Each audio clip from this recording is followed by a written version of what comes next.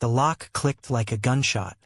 I was 17, still tasting Jordan's mouth, when they dragged me out of the locker room and shoved me into the old storage closet behind the gym. No windows, one bulb, a cot that smelled of mildew and bleach. Principal Hargrove stood in the doorway, Bible in one hand, walkie-talkie in the other, and said the words that would haunt me for the next 12 years. "This is for your soul, Alexander, until you choose to be clean again." My father arrived 30 minutes later in his black pastoral suit. He didn't yell. He just looked at me the way he looked at the sinners he prayed over on Sunday nights. Pity mixed with disgust, and said, "We'll fix this, son. God still loves you, but you have to want it." My mother stood behind him, eyes swollen, clutching her purse like it was the only solid thing left in her world. She didn't speak. She never did when Dad made decisions. They left me there. School policy, they called it. Temporary protective isolation.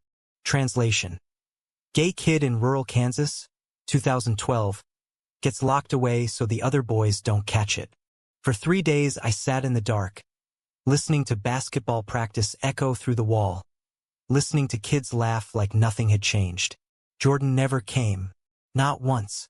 The boy who had whispered, "I love you," against my neck the week before now walked past my prison on his way to third period and never even slowed down. On the fourth night, the door opened again. Not my father. Not Hargrove. A woman I barely knew. Mrs. Laura Bennett, the quiet English teacher who wore cardigans the color of oatmeal and always graded papers with a red pen that never seemed to run out of ink. She stepped inside, closed the door behind her, and for the first time in days someone looked at me like I was still a person. "You're not crazy," she said, voice low, "and you're not broken. But if you stay here much longer, they'll make you believe both." She handed me a peanut butter sandwich wrapped in foil and a small notebook. Inside the front cover she'd written a single phone number and the words, "Call after midnight. Ask for Elena." I didn't understand yet. I just ate the sandwich like a starving dog and cried when she left. The next night she came again. And the night after that. She brought books, James Baldwin, Walt Whitman, a dog-eared copy of The Color Purple. She brought news from the outside. Jordan had told everyone I'd confused him. My sister had started sleeping in my parents' room because she was scared of me. The church had added my name to the prayer list under Youth in Rebellion. Mrs. Bennett never touched me. She just sat on the floor across from my cot and listened while I unraveled. I told her about the first time I knew. Age 11, staring at the boy on the swim team, feeling something I had no name for. I told her about praying on my knees until my legs went numb. I told her I was terrified I would burn forever. One night she said, "My brother was like you, same age, same town, same church.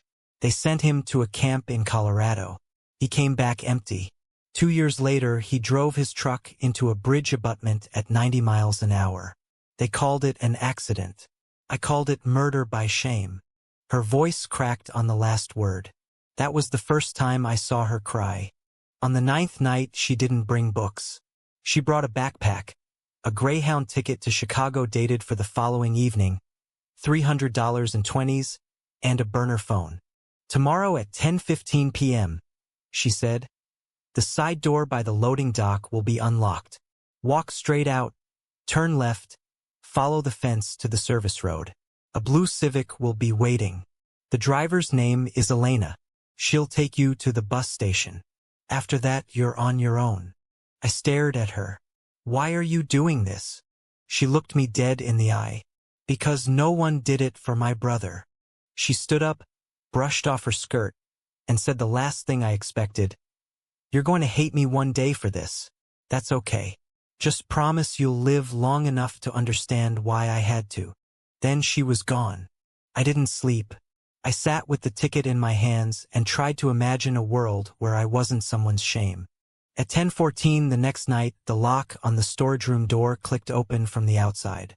I stepped into the hallway for the first time in 10 days. The school was silent, dark except for the red exit signs.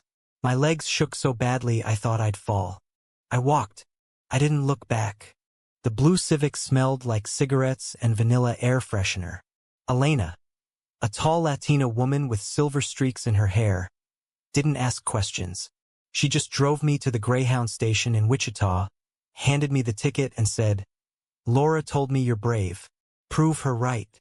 I rode that bus for 19 hours with nothing but the clothes on my back and the backpack Mrs. Bennett had packed. 2 changes of clothes, my notebook, a toothbrush, and a sealed envelope with my name on it in her neat teacher handwriting. Inside was a letter.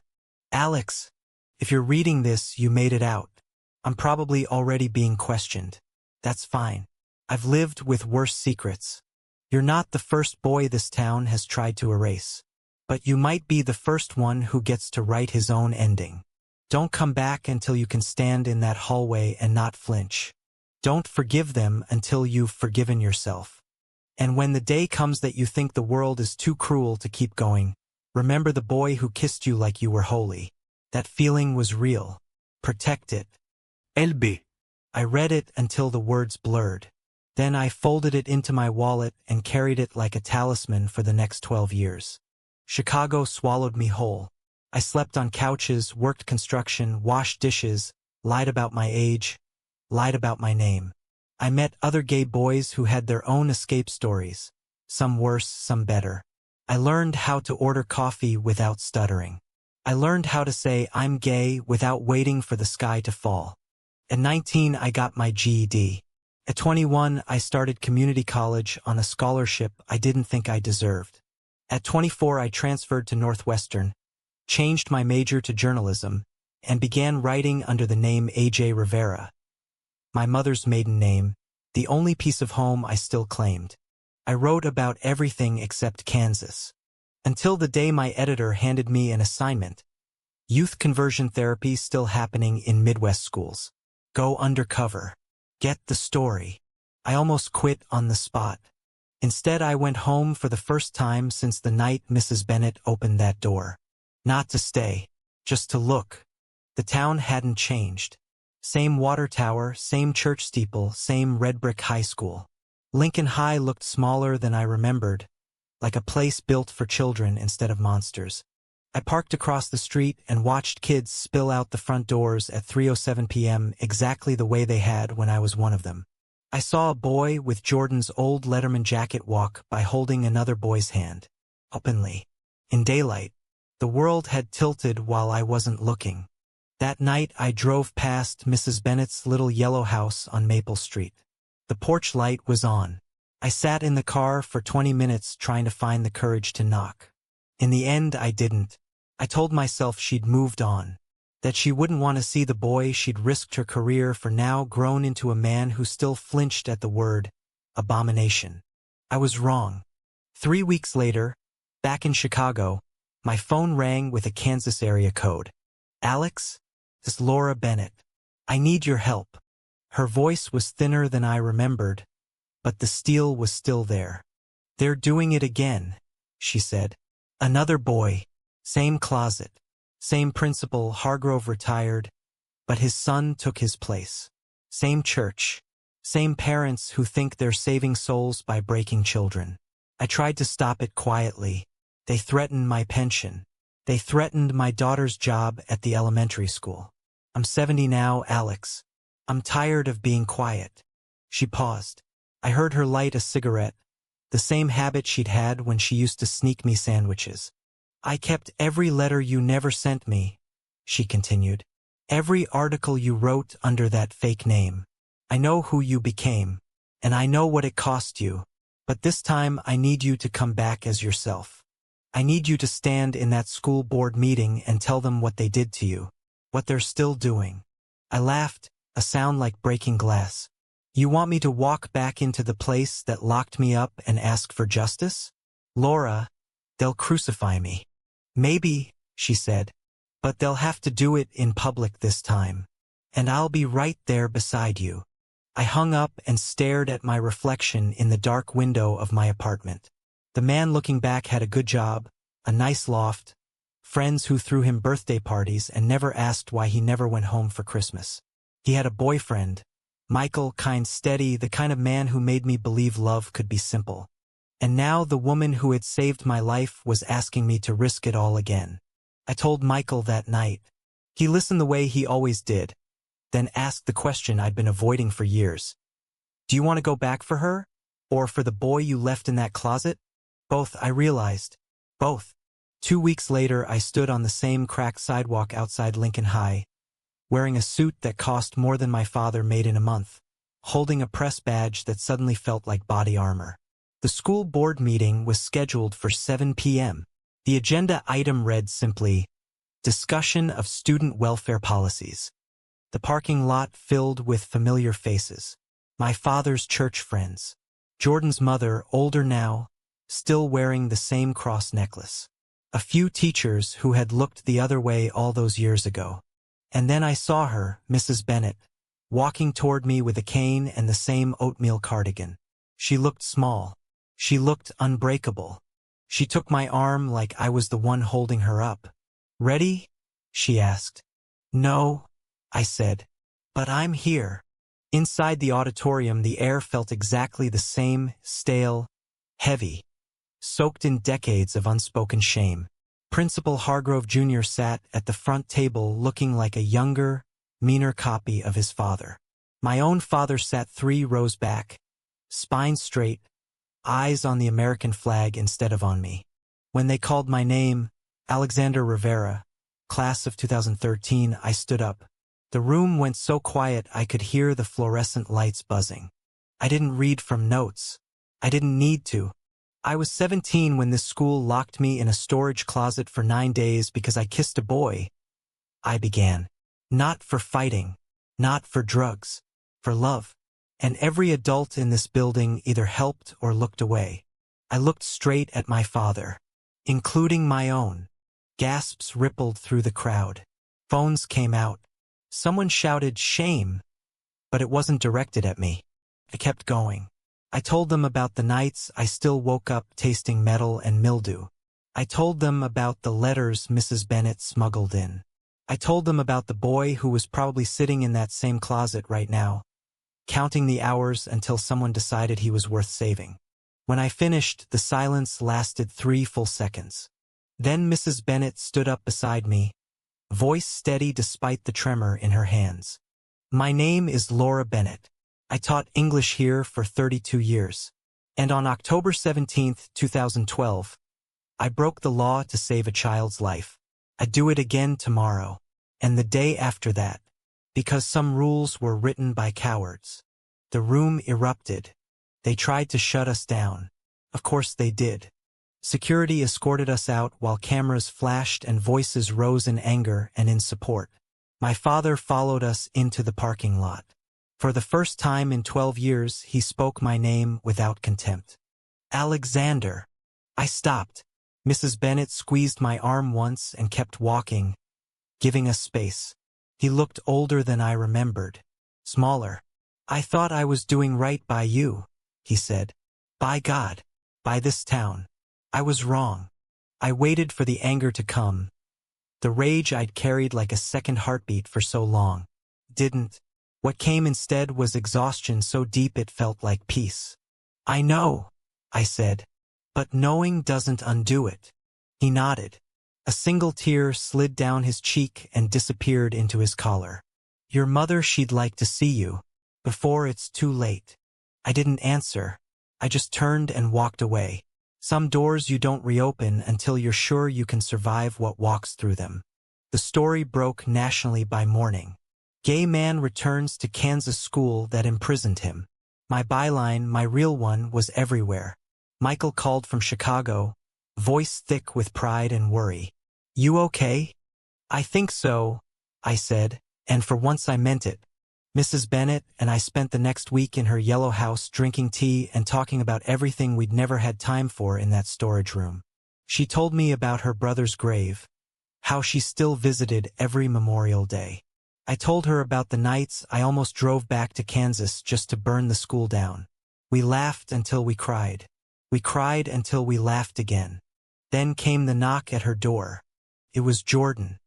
He stood on the porch in a wrinkled dress shirt, eyes red, looking like a man who'd been running from ghosts longer than I had. "I saw the news," he said. "I should have come to that closet.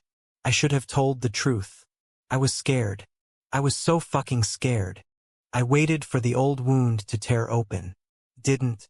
What I felt instead was recognition. The same fear that had lived in both of us, just expressed differently." "I know," I said. "I was scared too." He stepped forward like he might hug me. I let him. It wasn't forgiveness exactly. It was acknowledgement. Two boys who had survived the same war, even if their scars faced different directions. That night Mrs. Bennet made us both sit at her kitchen table like we were still 17 and in trouble. She poured 3 glasses of sweet tea and said, "You two owe it to every kid still locked in a closet somewhere to do better than we did." Jordan looked at me across the table. "I'm married now. To a woman. 2 kids.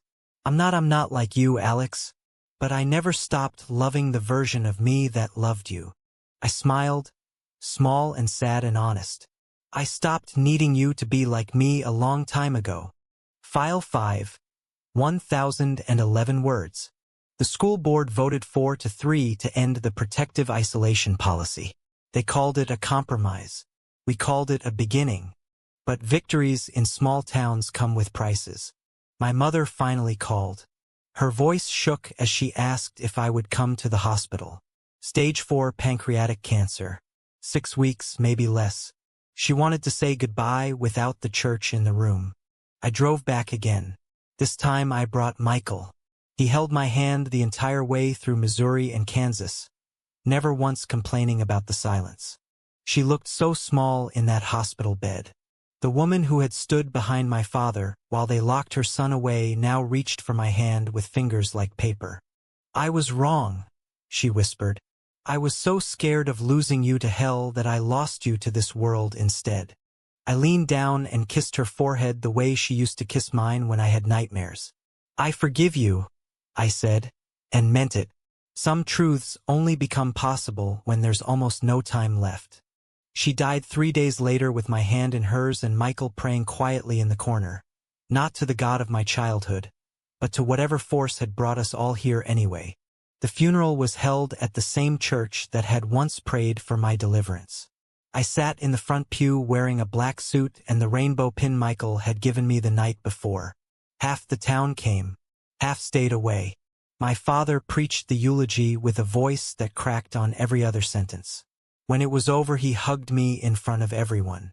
No words, just the long, shuddering embrace of 2 men who had both lost the same woman and were only now realizing they'd lost each other too.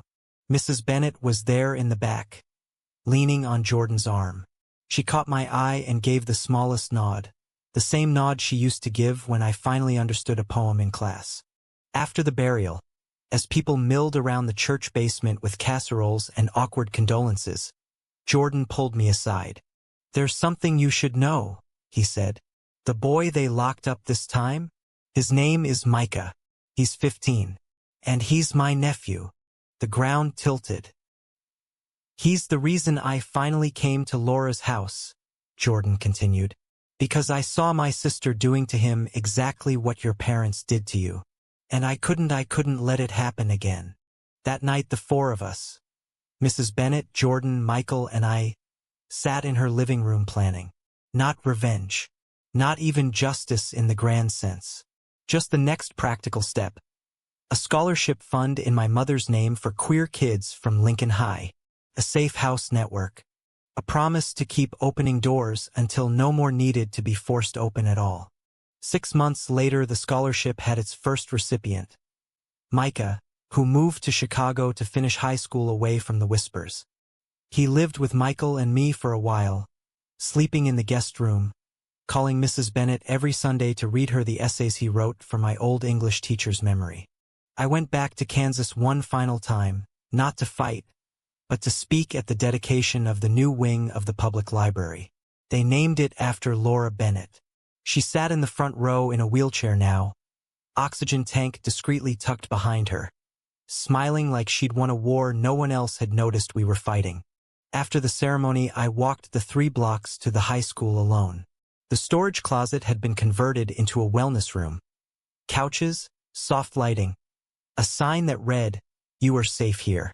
I stood in the doorway for a long time, remembering the boy who had counted ceiling tiles to keep from screaming. Then I closed the door gently and walked away. That night, Mrs. Bennet and I sat on her porch swing like we had all the time in the world. Fireflies blinked in the dark. Somewhere down the street, a dog barked. She took my hand, her skin thin as rice paper, grip still surprisingly strong. "You kept your promise," she said. "You lived long enough to understand." I rested my head on her shoulder the way I never had when I was 17. "I'm still learning," I whispered. She died 3 weeks later. Peacefully, in her sleep, the letter I'd finally written her clutched in her hand. At her funeral I read the poem she'd once smuggled into me, Walt Whitman's Song of Myself. When I reached the line, "I am large, I contain multitudes," my voice broke. Michael's hand found mine. Jordan's nephew Micah stood tall beside us. My father sat in the pew across the aisle with tears he no longer tried to hide. Afterward, as the crowd thinned, my father approached me. "I'm proud of you, son," he said. Simple, quiet, true. I hugged him, for the boy I'd been, for the man he was trying to become, for the fragile, complicated thing we call family. Later that evening, Michael and I drove out of town with the windows down, radio playing low. As the lights of Lincoln faded in the rearview mirror, I thought about every door that had ever been locked against me, and every one that had been opened by hands that chose courage over comfort. I still don't know if forgiveness is always the right choice when the wounds run this deep. But I do know this. Sometimes the bravest thing a person can do is refuse to let someone else's fear become their cage. And sometimes, years later, you get to walk back through that same hallway. Not as a prisoner, but as proof that light can find its way through even the smallest crack in a locked door. What do you think? Can a single act of quiet defiance truly outweigh years of systemic cruelty? Or does the debt of pain always demand more than mercy can repay?